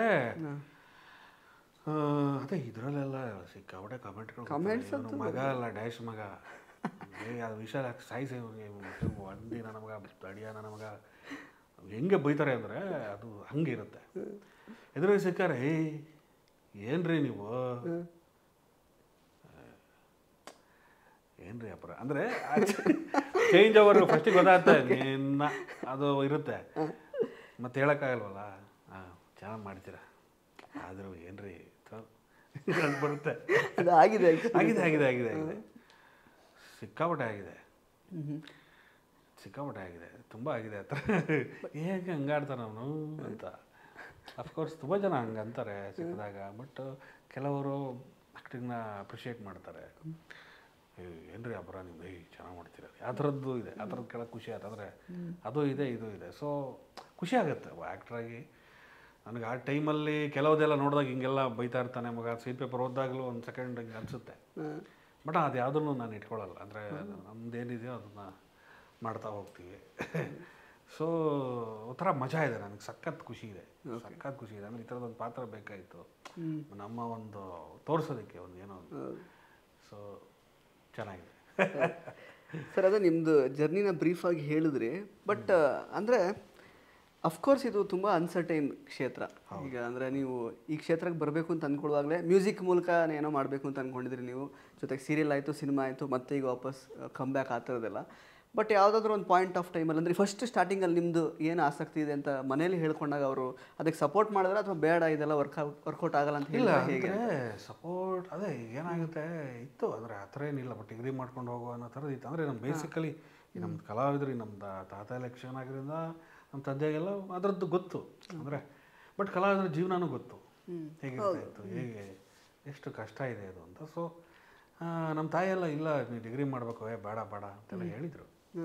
ಅಫ್ಕೋರ್ಸ್ ಡಿಗ್ರಿ ಮಾಡ್ಕೊಂಡು ಏನೋ ಕೆಲಸ ಮಾಡ್ಬೋದಾಗಿತ್ತು ಹಂಗೆಲ್ಲ ಅಂತ. ಅಂದರೆ ಅದು ಯಾವಾಗ ಅನ್ಸುತ್ತೆ ಎಲ್ಲವೂ ಚೆನ್ನಾಗಿ ಹೋಗ್ತಿರ್ಬೇಕಾದ್ರೆ ಚೆನ್ನಾಗಿರುತ್ತೆ. ಒಂಚೂರು ಹೇಳ್ಬಿಟ್ಟು ಆಚೆ ಅವಾಗ ಓದ್ಬಿಟ್ಟಿದ್ರೆ, ಅವಾಗ ಒಂಚೂರು ಹಿಂಗೆ ಇದು ಮಾಡ್ಕೊಂಬಿಟ್ಟಿದ್ರೆ ಏನೋ ಒಂದು ಇರ್ತಿತ್ತಲ್ಲ ಅನ್ನೋದು ಬರುತ್ತೆ. ಹಾಗಾಗಿ ಮಾಮೂಲಿ ಅದು ಆ ಥರದ್ದು ಇತ್ತು. ಬಟ್ ಒಳ್ಳೆ ಸಪೋರ್ಟು ಇತ್ತು. ಬಿಗಿನಿಂಗಲ್ಲಿ ಇಲ್ಲ ಬೇಡ ಅದೆಲ್ಲ ಬೇಡ ಅನ್ನೋ ಥರ ಇತ್ತು. ಆಮೇಲೆ ಯಾವಾಗ ಅವರಿಗೆ ಒಂದು ರೀತಿ ಅಂದರೆ ಧೈರ್ಯ ಬಂತು, ಪರವಾಗಿಲ್ಲ ಇಲ್ಲ ಇದರಲ್ಲಿ ಮುಂದುವರಿತಾರೆ ಇವರು ಆಗುತ್ತೆ ಅಂತ? ಅಂದರೆ ಅವ್ರಿಗೆ ನಂದು ಜರ್ನಿ ಸ್ಟಾರ್ಟ್ ಮಾಡಿದಾಗ ಅವಾಗೆಲ್ಲ ಟಿ ವಿನಲ್ಲಿ ಬರೋಕ್ಕೆ ಸ್ಟಾರ್ಟ್ ಆಯಿತು. ಒಂಥರ ಅದೆಲ್ಲ ಖುಷಿ ಕೊಡುತ್ತೆ ಅವ್ರಿಗೆ. ಬಟ್ ಏನಂದರೆ ಅನ್ಸರ್ಟನಿಟಿ ಇದೆ ಅಂತ ಇವತ್ತಿಗೂ ಎಷ್ಟು ದಿನ ಇದು ಅನ್ನೋ ಥರ ಅನ್ಸರ್ಟನಿಟಿ ಇವತ್ತಿಗೂ ಅದು ಇದ್ದೇ ಇದೆ. ಅಂದರೆ ಅದನ್ನು ಅರ್ಥ ಮಾಡ್ಕೊಂಡಿದ್ದಾರೆ, ಅರ್ಥ ಮಾಡ್ಕೊಂಡು ಸಪೋರ್ಟ್ ಮಾಡ್ತಿದ್ದಾರೆ. ಅಂದರೆ ಅದು ಗೊತ್ತಿದೆ ಅವ್ರಿಗೆ. ಅಂದರೆ ಏನೋ ಏನೋ ಏನೋ ದೊಡ್ಡ ಸಕ್ಸಸ್ ಆಗಿ ಏನೋ ಆಗಿ ಅದೇ ಬೇರೆ, ಈ ನಮ್ಮ ಥರದ್ದು ಬೇರೆ. ಸೊ ಅದು ಭಯ ಇದ್ದೇ ಇತ್ತು, ಅನ್ಸರ್ಟೆ. ಯಾಕಂದರೆ ಒಂದಾಯ್ತು ಒಂದು ಪ್ರಾಜೆಕ್ಟ್, ಆಮೇಲೆ ಏನು, ಆಮೇಲೆ ಏನೂ ಇಲ್ಲ, ಗೊತ್ತಿಲ್ಲ, ಮತ್ತು ಇನ್ನೊಂದೇನೋ ಆಗಬೇಕು. ಸೊ ಆ ಸಕ್ಸಸ್ಸು ಸಿನಿಮಾದಲ್ಲಿ ಬೇರೆ ಥರ ವರ್ಕ್ ಆಗುತ್ತೆ ಆ್ಯಕ್ಟ್ರಿಗೆ. ಒಂದು ಸಿನಿಮಾ ವರ್ಕ್ ಆದರೆ ಅವ್ನು 5ರಿಂದ 10 ವರ್ಷ ಅವರೊಂದು ಮಾಡ್ಕೊಂಡು ಏನೋ ಒಂದು ಮಾಡ್ಕೋತಾರೆ, ವರ್ಕ್ ಆಗುತ್ತೆ, ಇಲ್ಲ ಸಸ್ಟೈನ್ ಆಗುತ್ತೆ. ಟಿ ವಿ ಹೇಗೆ, ಟಿ ವಿಲ 4 ವರ್ಷ ಸಕ್ಸಸ್ ಅಂದರೆ 4 ವರ್ಷನೇ ಅದೊಂದು ಪ್ರಾಜೆಕ್ಟ್, ಆ 4 ವರ್ಷನೇ ಸಕ್ಸಸ್. 4 ವರ್ಷ ಕೆಲಸ ಅಂದ್ಕೊಳ್ಳೋಣ, 4 ವರ್ಷ 5 ವರ್ಷನೋ 2 ವರ್ಷನೋ 3 ವರ್ಷನೋ ಆ ಥರದ್ದೊಂದು ಕೆಲಸ. ಅದಾದಮೇಲೆ ಏನು, ಅದಾದಮೇಲೆ ಮತ್ತೆ ಖಾಲಿ, ಮತ್ತೇನು ಅನ್ನೋದು ಒಂಥರದ್ದು ಇದ್ದೇ ಇದೆ. ಇದು ಅನ್ಸರ್ಟನಿಟಿನೇ. ಬಟ್ ಮಾಡ್ಕೊಂಡು ಹೋಗ್ತಾ ಇರುವಾಗ ಅದಕ್ಕಲ್ಲ, ಇದನ್ನು ಅಕ್ಸೆಪ್ಟ್ ಮಾಡಬೇಕು, ಇದು ಮಾಡ್ಕೊಂಡು ಹೋಗ್ತಾ ಇರಬೇಕು ಹಾಗೆ. ಸರ್ ಅಂದರೆ ಆಲ್ಮೋಸ್ಟ್ ಈಗ ನಾನು 2 ಡಿಕೇಡ್ ಅಂತ ಆಗಲೇ ಹೇಳಿದೆ, ಅದು ಸರಿ. ಅಂದರೆ 2004-2005 ಟೈಮಲ್ಲಿ ನೀವು ಎಂಟರ್ ಆಗಿರೋದು. 4 ಎಂಡ್ಗೆ ನಂದು ಪ್ರಾಜೆಕ್ಟ್ ಸ್ಟಾರ್ಟ್ ಆಗಿತ್ತು. ಸೊ ಈಗ 2 ಡಿಕೇಡ್ಸಲ್ಲಿ ಯಾವತ್ತಾದ್ರೂ ಒಂದು ಹಂತದಲ್ಲಿ ಅಫ್ಕೋರ್ಸ್ ಅನ್ಸರ್ಟೈನ್ ಮೊದಲೇ ಗೊತ್ತಾಗಿರುತ್ತೆ, ಬೇಡ ಸಾಕು ಹಿಂದೆ ಸರಿದು ಬಿಡೋಣ, ಬೇರೆ ಏನಾದರೂ ಮಾಡ್ಬೋದು ಅನ್ನೋ ಥರ ಯಾವತ್ತಾದ್ರೂ ಅನಿಸಿತ್ತಾ? ಅಥವಾ ಎಗೈನ್ ಈಗ ಒಂದೇನೋ ಸಿಕ್ಕಿದ್ರು ವಾಪಸ್ ಈಗ ಇದೇ ಸ್ಟೇಜಲ್ಲೇ ಬಂದು ನಿಂತ್ಕೋದು, again you are a fresher after one project, so ಬೇಡ ಇನ್ನೇನೋ ಒಂದು ಬ್ಯಾಕಪ್ ಥರ ಏನಾದರೂ ಬೇರೆ ಮಾಡ್ಕೊಳ್ಳೋಣ, ಹಿಂದೆ ಹೋಗೋಣ ಅಂತ ಅಂದರೆ ಬ್ಯಾಕಪ್ ಥರ ಎಲ್ಲ ಅನಿಸಿದೆ. ಅಂದರೆ ಬಿಟ್ಟು ಹೋಗೋಣ ಅಂತ ಅನಿಸಿಲ್ಲ, ಯಾವತ್ತೂ ಅನಿಸಿಲ್ಲ. ಯಾಕಂದರೆ ಅದೊಂದು ನನಗೆ ಸ್ವಲ್ಪ ಅದೊಂದು ಅವ್ನು ಟ್ರಾನ್ಸ್ಫರ್ ಇರೋಕ್ಕೆ ಇಷ್ಟ. ಅದೇನೋ ಒಂದು ಕಿಕ್ಕು, ಅದೇನೋ ಒಂದು ಹಾಡು ಕೇಳಿದಾಗ, ಒಂದು ಸಿನಿಮಾ ನೋಡಿದಾಗ ಆ ಥರದೊಂದು ಹುಚ್ಚುತನ ನನಗೆ ಒಳಗಡೆ ಇಟ್ಕೊಂಡಿದ್ರಿಂದನೇ ಇಲ್ಲ, ಏನೋ ಮಾಡ್ಬೇಕು, ಏನೋ ಆಗುತ್ತೆ ಅನ್ನೋದೊಂದು ಇರುತ್ತೆ. ಸೊ ಬ್ಯಾಕಪ್ಪಾಗಿ ಏನೋ ಮಾಡ್ಕೊಳ್ಳೋಣ, ಇಲ್ಲ ಏನೋ ಮಾಡಬೇಕು, ಮಾಡ್ಕೋಬೇಕು ಅನ್ನೋದು ಇದ್ದೇ ಇತ್ತು ನನಗೆ. ಹೋಟೆಲ್ದು ಭಾಳ ಇಂಟ್ರೆಸ್ಟ್, ನನ್ನ ಸಿಕ್ಕಾಬಿಡೆ ಫುಡ್ದೇನೋ ಮಾಡಬೇಕು ಅಂತ ಭಾಳ ಇತ್ತು. ಬಟ್ ಅದೇನಂದರೆ ಅದು ಏನೇ ಈಗ ನಾವು ಅನ್ಕೋತೀವಿ ಅಷ್ಟೇ ಅದು, ಬಟ್ ನಮ್ಮದೊಂದು ಋಣ, ನಮ್ಮ ದಾರಿ ಅದು ಇಲ್ಲೇ ಇರಬೇಕು ಅಂದ್ರೆ ಇಲ್ಲೇ ಇರುತ್ತೆ, ಹಿಂಗೆ ಒದ್ದಾಡಿ ಹಿಂಗೆ ಇರುತ್ತೆ, ಹಿಂಗೆ ಕರ್ಕೊಂಡು ಹೋಗುತ್ತದೆ. ಬಟ್ ಅದಕ್ಕೆಲ್ಲೂ ಒಂದು ಸ್ಟೆಪ್ಪು ನಾನು ಇಡೋಕ್ಕಾಗಲಿಲ್ಲ. ಸೊ ಇಲ್ಲೇ ಏನೋ ಇದೆ ಓಕೆ. ಅಂದರೆ ಒಂದು ಕೆಲಸ ಖುಷಿ ಕೊಡಬೇಕು, ಇದು ಕೊಡು, ಏನೋ ಆಗ್ಬಿಡ್ತೀವಿ ಅನ್ನೋದಕ್ಕಿಂತ ನಾನು ಇರೋದನ್ನು ಎಷ್ಟು ಚೆನ್ನಾಗಿ ಮಾಡ್ತೀನಿ. ಸೊ ನನಗೆ ಮುಂಚೆಯಿಂದನೂ ಇದ್ದಿದ್ದೇ ಒಂದು ಆತ್ಮತೃಪ್ತಿ. ಅಂದರೆ ಮೇಜರ್ ನಿಮಗೆ ಆತ್ಮತೃಪ್ತಿ ಅನ್ನೋದು, ಕೆಲಸದಲ್ಲಿ ಕಲಾವಿದರಾಗಬೇಕು, ಇನ್ನೊಂದಾಗಬೇಕು ಅಂತ ಬಂದಾಗ, ಅಂದರೆ ಅದು ಏನೋ ಒಂದು ಇಲ್ಲ, ಏನೋ ಬೇರೆ ಕೆಲಸ ಮಾಡ್ತೀನಿ, ಓದ್ತೀನಿ, ಅದು ಜೀವನ, ಅದೇನೋ ಎಲ್ಲರೂ ಮಾಡ್ತಾರೆ ಅನ್ನೋ ಥರದ್ದು ಮಾಡ್ಕೊಂಡು ಹೊರಟೋದ್ರೆ, ಅಂದರೆ ಎಲ್ಲರೂ ಸುಮಾರು ಜನ ನೋಡ್ತೀವಲ್ಲ, ಈಗ ಯಾರೋ ಇಂಜಿನಿಯರ್ಸ್ ಇರ್ಬೋದು, ಏನು ಗುರು ಬೆಳಿಗ್ಗೆ ಆದರೆ ಹಂಗಿರುತ್ತೆ. ಬಟ್ ಮಾಡ್ತಾ ಇರ್ತಾರೆ, ಅನಿವಾರ್ಯ ಅದು. ಸೊ ನಮಗೆ ಇಷ್ಟನೋ ಅದನ್ನು ಮಾಡಬೇಕು ಅಂತ ಬಂದಾಗ ಅದರಲ್ಲಿ ನಾನು ಅದನ್ನು ಕಂಡುಕೊಳ್ಳೇಬೇಕಾಗತ್ತಲ್ವ. ಸೊ ಆ ಥರದೊಂದು ಆತ್ಮತೃಪ್ತಿ ನಾವು ಮುಂಚೆಯಿಂದನೂ ಹುಡುಕ್ತಾ ಇದ್ದೆ. ಅದು ಸಿಗ್ತಾ, ಅದು ನಮ್ಮ ಕೆಲಸದಲ್ಲಿ ನಾವು ಅದನ್ನು ಮಾಡ್ಕೊಳ್ಳೇಬೇಕು. ಅದು ಹೆಂಗಿರುತ್ತೋ ಏನೋ ಗೊತ್ತಿಲ್ಲ, ಬಟ್ ನಾವು ಅದನ್ನು ಮಾಡಲೇಬೇಕು. ಸೊ ನಾವು ಅದನ್ನು ಮಾಡ್ಕೊಂಡು ಹೋದರೆ ಅದು ನಮಗೆ ಕೊಟ್ಟೆ ಕೊಡುತ್ತೆ ಅಂತ. ಅಂದರೆ ನಮ್ಮ ನಟರಂಗ ರಾಜೇಶ್ ಅವರು ಮೊನ್ನೆ ಮಾತಾಡ್ತಾ, ಅಂದರೆ ಅವರು ಅವತ್ತೊಂದು ಯಾವುದೋ ಒಂದು ಫಂಕ್ಷನಲ್ಲಿ ಅದನ್ನು ಭಾಳ ಚೆನ್ನಾಗಿ ಹೇಳಿದ್ರು. ಅಂದರೆ ಪಾತ್ರಗಳೇ ನಮ್ಮನ್ನು ಆಯ್ಕೆ ಮಾಡ್ಕೊಳ್ಳೋದು ಅಂತ. ನಟನನ್ನು ಆಯ್ಕೆ ಮಾಡ್ಕೊಳ್ಳೋದು ಅಂದರೆ ಆ ಪಾತ್ರನೇ ಆಯ್ಕೆ ಮಾಡ್ಕೊಳ್ಳುತ್ತೆ ನಮ್ಮನ್ನು, ನಾವೇನೂ ಅಲ್ಲ. ಸೊ ಅದೆಂಥ ದೊಡ್ಡ ವಿಷಯ ಅದು. ಈ ಪಾತ್ರ ನನ್ನ ಆಯ್ಕೆ ಮಾಡ್ಕೊಂಡಿದೆ ಅಂತ. ಸೊ ಅದು ನಮ್ಮ ಕೈಲಿಲ್ಲ. ಸೊ ಅದನ್ನು ನಾನು ಹಿಂಗೆ ಕೆಲಸ ಮಾಡ್ಬೋದು. ಸೊ ನಾವು ಕೆಲಸ ಮಾಡ್ತಾ ಅದನ್ನು ಖಂಡಿತ ಅದನ್ನು ಆಹ್ವಾನಿಸ್ಕೊಂಡ್ಬಿಟ್ರೆ ಖಂಡಿತ ಸೂಪರ್ ಆಗಿರುತ್ತೆ. ಅದು ಸಿಗುತ್ತೆ 100%. ಅದಕ್ಕೇನು ಸಿಗಬೇಕು ಸಿಕ್ಕೇ ಸಿಗುತ್ತೆ. ಓಕೆ. ಸೊ ಹಾಗಾದರೆ ಇದು ಮಧ್ಯೆ ಅಂದರೆ ಈಗ ಅವಕಾಶಗಳು ಸಿಗುವಂತಹ ನಿಟ್ಟಿನಲ್ಲಿ ನೀವು ಅಂದರೆ ಸ್ವಲ್ಪ ಈಗ ಸೈಕಲ್ ಹೊಡೆದಿದ್ದು ಅಂತ ಹೇಳ್ತೀವಿ, ಆ್ಯಕ್ಚುಲಿ ಆ ಥರದ್ದೆಲ್ಲ ಮಾಡಿದ ಅನುಭವ ಇದೆಯಾ? ಕಷ್ಟಪಟ್ಟಿರೋದು ಆ ಥರದ್ದೆಲ್ಲ? ಅಂದರೆ ತುಂಬ ಆ ಥರದ್ದು. ಅದು ಏನಂದರೆ ಅದೇ ಹೇಳಿದ್ನಲ್ಲ, ನಾನು ಬಂದು ಕೆಲಸ ಮಾಡಿ ಸ್ವಲ್ಪ ಒಂದಷ್ಟು ಓಡಾಡಿದ್ದೀನಿ. ಬಟ್ ಅದು ಸಿಕ್ಕಿದೆ. ಆ ಥರ ನನಗೆ ಟಿ ವಿ ಒಂಥರ ಆ ಟೈಮಲ್ಲಿ ಬೇಗನೆ ಸಿಕ್ತು. ತುಂಬ ನಾನು ಫಸ್ಟ್ ಸೀರಿಯಲ್ಲೇ ಲೀಡಾಗಿ ಮಾಡಿದ್ದೆ. ಹೌದು. ಸೊ ಆ ಥರದ್ದೇನು ತುಂಬ ಇದಾಗಿಲ್ಲ. ಬಟ್ ಏನೇನು ಅಂದ್ಕೊಂಡಿದ್ವೋ ಅದು ಆಗದೇ ಇರೋದು ಬೇರೆ ಪ್ರಶ್ನೆ. ಬಟ್ ಅಂದರೆ ಏನೇನು ಅಂದ್ಕೊಂಡಿದ್ರಿ ಸರ್? ಅಂದರೆ ಫಾರ್ ಎಕ್ಸಾಂಪಲ್ ಸಿನಿಮಾದಲ್ಲಿ ಏನೋ ಒಂದು ಬೇಕು, ಸಿನಿಮಾದಲ್ಲಿ ಸಕ್ಸಸ್ ಆಗೋದಕ್ಕೆ ಅಂತ ಅಂದ್ಕೊಂಡ್ರಿ, ಅದನ್ನ ಯಾಕೆ ಅಚೀವ್ ಮಾಡೋಕ್ಕಾಗಿಲ್ಲ? ಏನು ಆ್ಯಕ್ಚುಲಿ ಅಡೆತಡೆ ಏನಿತ್ತು ಅದಕ್ಕೆ ಅಂತ? ಅಲ್ಲ, ಅಡೆತಡೆ ಅಂದರೆ ಅದೇ ಈಗ ಸಿನಿಮಾಕ್ಕೆ ಅಂದರೆ ಬರೀ ಆ್ಯಕ್ಟ್ ಮಾಡ್ಕೊಂಡಿದ್ರೆ ವರ್ಕ್ ಆಗಲ್ಲ. ನಮಗೆ ಇನ್ನೊಂದೇನೋ ಬೇಕದು. ಅಂದರೆ ಆ್ಯಕ್ಟ್ರಾಗಿ ಜೊತೆಗೆ ಟೋಟಲ್ ಬ್ಯಾಲೆನ್ಸ್ ಮಾಡೋದನ್ನು, ಹ್ಯಾಂಡ್ಲ್ ಮಾಡೋದನ್ನು, ಅಂದರೆ 50% ಬೇರೆ, 50% ಆ್ಯಕ್ಟಿಂಗ್ ಇರ್ಬೋದು, 50% ಬೇರೆ, ಜೊತೆಗೆ ಅದೃಷ್ಟ ತುಂಬ, ಅದೊಂದು ಭಾಳ ಮುಖ್ಯ. ಜೊತೆಗೆ ಈಗ ಸಿನಿಮಾ ಮಾಡ್ಕೊಂಡಿದ್ದೀವಿ ಎಷ್ಟೋ ಜನ ಸ್ಟಾರ್ಗಳು, ಅವ್ರುಗಳೆಲ್ಲ ಇವತ್ತು ಅವರವರು ಕಷ್ಟಪಟ್ಟು ಅವ್ರುಗಳು ಏನೋ ಪ್ರೊಡ್ಯೂಸರ್ ಹುಡುಕಿ ಏನೋ ಮಾಡಿಕೊಂಡು ಹಂಗೇನೇನೋ ಮಾಡಿದ್ದಾರೆ. ಸೊ ಆ ಥರದ ಒಂದಷ್ಟು ಬೇಕಾಗತ್ತೆ. ಒಂದು ಟೀಮ್ ಮಾಡಿಕೊಂಡು ಒಂದು ಹೆಜ್ಜೆ ಮುಂದೆ ಹೋಗಿ, ಈ ಗೋಲ್ಡನ್ ಸ್ಟಾರ್ ಗಣೇಶ್ ಅವರೆಲ್ಲ ಅವ್ರ ಪ್ರೊಡ್ಯೂಸರ್ನ ಹುಡುಕಿ ಅವ್ರನ್ನ ಟೀಮ್ ಇಟ್ಕೊಂಡು ಅವ್ರಿಗೆ ಆ ಥರದ ಒಂದಾಗಿ ಎಷ್ಟೋ ಜನಕ್ಕೆ ಹಾಗೆ ಆಗಿರೋದು. ಯಶ್ ಅವ್ರು ಇರ್ಬೋದು, ಎಲ್ಲರೂ ಅಷ್ಟೇ. ಅಂದರೆ ಅದೇನೋ ಒಂದು ಬೇರೆ ಒಂದು ಪ್ರಯತ್ನ ಮಾಡಿದ್ದಾರೆ. ಆ ಪ್ರಯತ್ನ ಮಾಡೋದಕ್ಕೆ ಒಂದು ಬೇಕು. ಸೊ ಆ ಥರದ್ದೆಲ್ಲವೂ ಕನೆಕ್ಟ್ ಆಗಬೇಕು. ನಾನು ಸುಮ್ಮನೆ ಆ್ಯಕ್ಟ್ ಮಾಡ್ಕೊಂಡು ಇದ್ಬಿಡ್ತೀನಿ, ಆಗಲ್ಲ. ತುಂಬ ಆ ಥರದ್ದೊಂದು ಸ್ಟೆಪ್ ಮುಂದೆ ಇಟ್ಟು ತುಂಬ ಹೋರಾಟ ಮಾಡಬೇಕು. ಹೋರಾಟ ಮಾಡಿದ್ರೆ ಸಾಧ್ಯ ಆಗೋದು. ಸೊ ಆ ಥರದ್ದು ನಾನು ಪ್ರಯತ್ನ ಪಟ್ಟಿದ್ದೀನಿ, ಇಲ್ಲ ಅಂತಲ್ಲ, ಬಟ್ ಅದೇನೋ ವರ್ಕ್ ಆಗಿಲ್ಲ. ಅದು ನಮ್ಮ ಇದರಲ್ಲಿ ಇದ್ದಿದ್ದು ಹಾಗೇನೋ. ಸೊ ನಮ್ಮದೇನೋ ಒಂದು ಜರ್ನಿ ಇರುತ್ತೆ, ನನಗೊಂದು ರೂಟ್ ಕ್ರಿಯೇಟ್ ಮಾಡಿರ್ತಾನೆ ದೇವರು. ಸೊ ಏನೇನೋ ಮಾಡ್ತಾ ಇರ್ತೀವಿ, ಅದು ವರ್ಕ್ ಆಗಲ್ಲ. ಸೊ ಹಾಗೆ ಒಂದು ಬೇರೆ ಬೇರೆ ರೂಟ್ಗಳಿರುತ್ತೆ. ಈಗ ನನಗೆ ಯಾರೋ ರವಿ ಕಾಳೆ ಅವ್ರ ಜೊತೆ ಒಂದು ಕವಚ ಅಂತ ಸಿನಿಮಾ ಮಾಡಿದೆ. ಅದರಲ್ಲಷ್ಟು ಅವ್ರು ಹೇಳ್ತಾ ಇದ್ರು, ಅಂದರೆ ಈಗ 300 ಕಡೆ ಅವ್ರು ಹೋಗ್ತಾ ಇರಲಿಲ್ವಂತೆ, ಅಂದರೆ 300 ಡೈರೆಕ್ಟರ್ ಹತ್ರ ಅವ್ರು ಹೋಗ್ತಾ ಇರಲಿಲ್ವಂತೆ. ಸೊ 300 ಜನ ಒಬ್ಬನೇ ಡೈರೆಕ್ಟರ್ ಜೊತೆ ಇದ್ರಂಥವ್ರು, ಅದೇ ರಾಮ್ ಗೋಪಾಲ್ ವರ್ಮ. ಸೊ ರಾಮ್ ಗೋಪಾಲ್ ವರ್ಮ ಇದ್ದು ಅವ್ರಿಗೆ ಒಂದು ಸರ್ಕಾರ ಆಯಿತು. ಅಂದರೆ ಆ ಥರದ್ದೇನೋ ಆಗಬೇಕಿಲ್ಲಿ. ಸೊ ಇಲ್ಲಿ ಸಕ್ಸಸ್ಗಳು ಹಾಗೆ ಆಗಿರೋದು. ನಿಮ್ಗೆಲ್ಲರೂ ತೊಗೊಂಡ್ರೆ ಅದು ಎಂಥ ಪಾತ್ರಗಳಿರ್ಬೋದು ಅಥವಾ ಅಷ್ಟು ಯಾರೋ ಎಲ್ಲರೂ ಇರ್ಬೋದು ಆ್ಯಕ್ಟರ್ಗಳು, ಆ ಥರದ್ದು ವರ್ಕ್ ಆಗಿದೆ ಇಲ್ಲಿ. ಅಂದರೆ ಒಂದು ಟೀಮಲ್ಲಿ ಒಂದು ಇದರಲ್ಲಿ ಅವರ ಟೀಮಲ್ಲಿ ಅದೊಂದು ಒಳ್ಳೆ ಪಾತ್ರಗಳು ಕ್ರಿಯೇಟ್ ಆಗುತ್ತೆ, ಅದನ್ನು ಇದು ಮಾಡ್ತಾರೆ. ಆ ಥರದ ಒಂದು ಸರ್ಕಲ್ಲು ಕ್ರಿಯೇಟ್ ಆಗಬೇಕು ನಮಗೆ ಮೇಜರಾಗಿ, ನನಗನ್ಸೋದು. ಸೊ ಆ ಥರದ ಸರ್ಕಲ್ ಕ್ರಿಯೇಟ್ ಆಗಬೇಕದು, ಆದಾಗ ಮಾತ್ರ ವರ್ಕ್ ಆಗೋದು. ಸೊ ಅವರೊಂದು ಒಳ್ಳೆ ಸಿನಿಮಾ ಮಾಡಿದಾಗ ಈ ಥರ ಆ್ಯಕ್ಟರ್ಗಳನ್ನ ಹಿಂಗೆ ಹಾಕ್ಕೊಂಡು ಸರ್ಕಲ್, ಸೊ ಎಲ್ಲರೂ ಹಾಗೆ ಮಾಡ್ತಿರೋದಲ್ವ.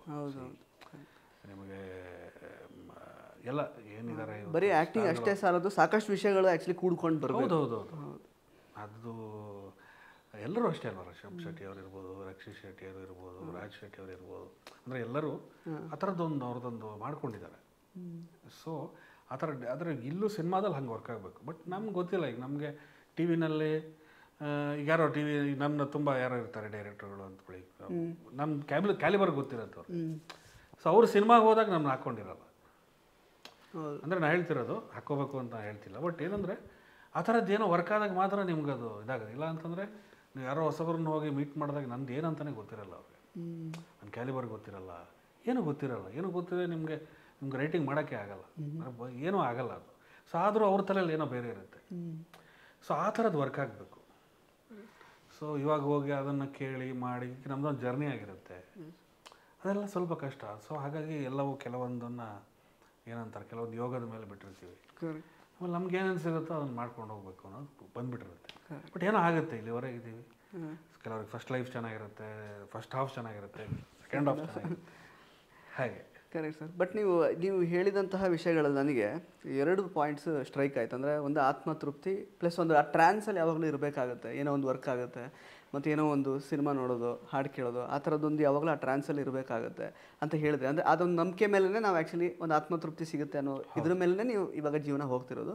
ಬಟ್ ಸರ್, ಇವಾಗ ನಿಮ್ಮದು ಆಲ್ಮೋಸ್ಟ್ 2 ಡಿಕೇಡ್ಸ್ ಆಗಿದೆ. ಈಗ ಬರ್ತಾ ಇರುವಂತಹ ಅಪ್ಕಮಿಂಗ್ ನಟರುಗಳಿಗೆ ಅವ್ರಿಗೊಂದು ಹುರುಪು ಸಿಗಲಿ ಅನ್ನುವ ಕಾರಣಕ್ಕೆ ನಾನು ಹೇಳ್ತಿರೋದು. ಸೊ ನೀವು ಏನು ಈಗ 2 ಡಿಕೇಡ್ಸಲ್ಲಿ ಕಟ್ಕೊಂಡಿರೋ ಒಂದು ಲೈಫ್ ಏನಿದೆ, ಇದು ನಿಮ್ಮ ಸಮೃದ್ಧಿ ಆಗಿದೆ ಇನ್ ಟರ್ಮ್ಸ್ ಆಫ್ ಫಿನಾನ್ಷಿಯಲಿ ಆಗಿರ್ಬೋದು, ಯಾವ ರೀತಿ ನೀವು ಸಬಲರಾಗಿದ್ದೀರಾ ಈ ಒಂದು ಕ್ಷೇತ್ರ ಆಯ್ಕೆ ಮಾಡ್ಕೊಂಡಿದ್ದಕ್ಕೆ ಅಂತ? ಅಂದರೆ ಆ ಥರ ನಾನೇನು ಹೇಳಲ್ಲ, ಅಂದರೆ ಆ ಥರದ್ದೇನೂ ಇಲ್ಲ ನನಗೆ. ಅಂದರೆ ಫಿನಾನ್ಷಿಯಲಿ ನಾವೇನೂ ಇಲ್ಲ, ಬಟ್ ಬದುಕಿಲಿ ತಂಗೆ ಕರ್ಕೊಂಡ್ಬಂದಿದೆ. ಬಟ್ ನನಗೆ ಭಯಂಕರ ಎಕ್ಸ್ಪೀರಿಯನ್ಸ್ ಅಂದರೆ ಅದು ತುಂಬ ಕೊಟ್ಟಿದೆ. ಅದು ಎಲ್ಲ ಥರದಲ್ಲೂ ನಾನು 10 ವರ್ಷ ಕೆಲಸ ಮಾಡಿರೋದಿದೆಯಲ್ಲ, ಅದು ಕಲಿಕೆ. ಅಂದರೆ ಒಂದು ಒಳಗಡೆ ಒಂದು ಕಾನ್ಫಿಡೆನ್ಸ್ ಬರುತ್ತಲ್ಲ, ಅಂದರೆ ಅಹಂಕಾರ ಬರುತ್ತೆ, ದುರಹಂಕಾರ ಇಲ್ಲ. ಬಟ್ ಏನೋ ಒಂದು ಕಾನ್ಫಿಡೆನ್ಸ್ ಇದೆ ನನಗೆ, ನಾನು ಆ್ಯಕ್ಟ್ ಮಾಡ್ತೀನಿ ಅನ್ನೋ ಒಂದು ಕಾನ್ಫಿಡೆನ್ಸ್ ಇದೆ. ಒಂದು ಜರ್ನಿ ನಮ್ಮ ಒಳಗಡೆ ಒಂದು ಮೆಚುರಿಟಿನ ಕಳಿಸಿದೆ ಡೆಫಿನೆಟ್ಲಿ. ಆ ಸೋಲು, ಹೊಡೆತಗಳು, ಅದೆಲ್ಲವೂ ಕೂಡ ನನಗೆ ಭಯಂಕರ ಆ ಥರದೊಂದು ಮೆಚುರಿಟಿ ಕಲಿಸಿದೆ ಒಳಗಡೆ. ಸೊ ಇವತ್ತಿಗೆ ನನಗೆ ಯಾವುದಕ್ಕೂ ಏನು ತಲೆ ಕೆಡಿಸ್ಕೊಳ್ಳಲ್ಲ, ಬಟ್ ಕಾನ್ಫಿಡೆನ್ಸ್ ಇದೆ, ಆ್ಯಕ್ಟ್ ಮಾಡ್ತೀನಿ ಅನ್ನೋದು ಕಲಿಸಿದೆ ಒಳಗಡೆ. ಅದು ಬಿಟ್ಟು ಬೇರೆ ಏನು ನನ್ನ ಸಬಲ ಏನೂ ಇಲ್ಲ. ಇಲ್ಲ ಸರ್, ಇನ್ ಸಿಂಪಲ್ ವರ್ಡ್ಸ್ ನಾನು ಕೇಳಕ್ಕೆ ಹೊರಟಿದ್ದೀನಿ ಅಂದರೆ, ಸಂತೋಷಿಗೀಗ ಒಂದು ಮನೆ ಆಗಿದೆ, ಒಂದೊಳ್ಳೆ ಬ್ಯಾಂಕ್ ಬ್ಯಾಲೆನ್ಸ್ ಎಲ್ಲ ಇದೆ. ಸೊ ಮದುವೆ ಹೆಗಡೆಗೆ ಏನು, ಇದು ಸ್ವಂತ ಮನೆ ಇದೆಯಾ ಅಥವಾ ಯಾವ ಥರ ಬ್ಯಾಂಕ್ ಬ್ಯಾಲೆನ್ಸ್, ಇನ್ವೆಸ್ಟ್ಮೆಂಟ್ ಎಲ್ಲ ಯಾವ ಥರ? ಒಂಥರ ನೀರಿನ ಮೇಲಿನ ಗುಳ್ಳೆನೇ ಅದು. ಅಂದರೆ ಅದು ಏನು ಅದೇ ಅನ್ಸರ್ಟಿಟಿ, ಅಂದರೆ ಎಲ್ಲವೂ ಹಾಗೆ. ನಿಮಗೆ ಅದು ಹೇಳಿದ್ನಲ್ಲ, ಟಿ ವಿಲಿ ಇಷ್ಟು ದಿವಸ ಕೆಲಸ ಮಾಡ್ತೀವಿ, ಇಷ್ಟು ದಿವಸ ಕೆಲಸ ಮಾಡಿದ್ದೇನೋ ದೊಡ್ಡ, ಅಂದರೆ ಹಂಗಿರಲ್ಲ ಅದು. ಆ್ಯಂಡ್ ಯಾವುದು ಸಸ್ಟೈನ್ ಇನ್ಕಮ್ ಅಂತ ಇರಲ್ವಲ್ಲ. ನೀವು ಈ ತಿಂಗಳು 5 ದಿವಸ ಕೆಲಸ ಮಾಡ್ಬೋದು, ಮುಂದಿನ ತಿಂಗಳು 2 ದಿವಸ ಮಾಡ್ಬೋದು, ಮುಂದಿನ ತಿಂಗಳು 25 ದಿವಸ ಮಾಡ್ಬೋದು. ಸೊ 2 ದಿವಸ ನಾನು ಕೆಲಸ ಮಾಡಿರ್ತೀನಿ, 28 ದಿವಸ ಖಾಲಿ ಇರ್ತೀನಿ. ಆ 2 ದಿವಸ ದುಡ್ದಿದ್ದು 28 ದಿವಸದಲ್ಲಿ ಎಲ್ಲ ಹೋಗಿರುತ್ತೆ. ಅಂದರೆ ಇರೋದ್ರಲ್ಲಿ ಸೇವಿಂಗ್ಸ್ ಮಾಡಬೇಕು. ಬಟ್ ಏನಾಗುತ್ತೆ, ಕಷ್ಟ ಇದೆ. ಅಂದರೆ ಅದೇನು ನಾನು ಪ್ರಾಕ್ಟಿಕಲಾಗಿ ಹೇಳ್ತಿರೋದು ಏನು ಸುಲಭ ಇಲ್ಲ. ಆಮೇಲೆ ತಲೆಯಲ್ಲಿ ಓಡ್ತಾ ಇರುತ್ತೆ, ನೀವು ಮೇಂಟೈನ್ ಮಾಡಬೇಕು, ನಿಮ್ಮನ್ನು ನೀವು ಕಾಣಿಸ್ಕೋಬೇಕು, ಇದು ಮಾಡಬೇಕು. ಎಲ್ಲವೂ ಇರುತ್ತೆ. ಕರೆಕ್ಟ್. ಸೊ ಆ ಥರ ಏನು ಹಿಂಗೇನೋ ಆಗ್ಬಿಟ್ಟಿದ್ದೀವಿ ಅಂತ, ಬಟ್ ಒಬ್ಬೊಬ್ರಿಗೆ ಒಂದೊಂದು ಥರ ಕೊಡುತ್ತೆ. ಸೊ ಇವತ್ತಿನ ಹುಡುಗರುಗಳು ತುಂಬ ಶಾರ್ಪ್ ಇದ್ದಾರೆ. ಸೊ ಅವ್ರಿಗೆ ಅವತ್ತಿಗೆ ನಾವು ತಗೊಳ್ತಿರೋ ದುಡ್ಡಿಗೂ ಇವತ್ತಿಗೂ ಡಿಫ್ರೆನ್ಸ್ಗಳಿದೆ. ಸೊ ಅವ್ರಿಗೆ ಇವತ್ತಿಗೇನೋ ಹೈಪ್ ಇದೆ, ಇಲ್ಲಿ ತುಂಬ ಹೈಪ್ ಇದೆ. ಟಿ ವಿ ಇವತ್ತು ಲೀಡ್ ಮಾಡೋರಿಗೆ ತುಂಬ ಹೈಪ್ ಇದೆ, ಒಳ್ಳೆ ದುಡ್ಡಿದೆ. ಸೊ ಕೊಡ್ತಾರೆ. ಅವರು ಅಟ್ಲೀಸ್ಟ್ 4 ವರ್ಷ ಕೆಲಸ ಮಾಡೋದು ಏನೋ ಒಂದು ಸೇವಿಂಗ್ಸ್ ಬರುತ್ತೆ. ಅವಾಗ ಹಾಗಿರಲಿಲ್ಲ. ಸೊ ಈ ಥರದ್ದೆಲ್ಲ ಇದೆ. ಇವತ್ತಿನ ಅವ್ರಿಗೆ ಆ್ಯಕ್ಚುಲಿ ಅವರು ಇವತ್ತು ಇರೋರು ಮಾಡೋರು ನಿಜವಲ್ಲೂ ಅವರು ಸೇಫ್ ಆಗಿದ್ದಾರೆ.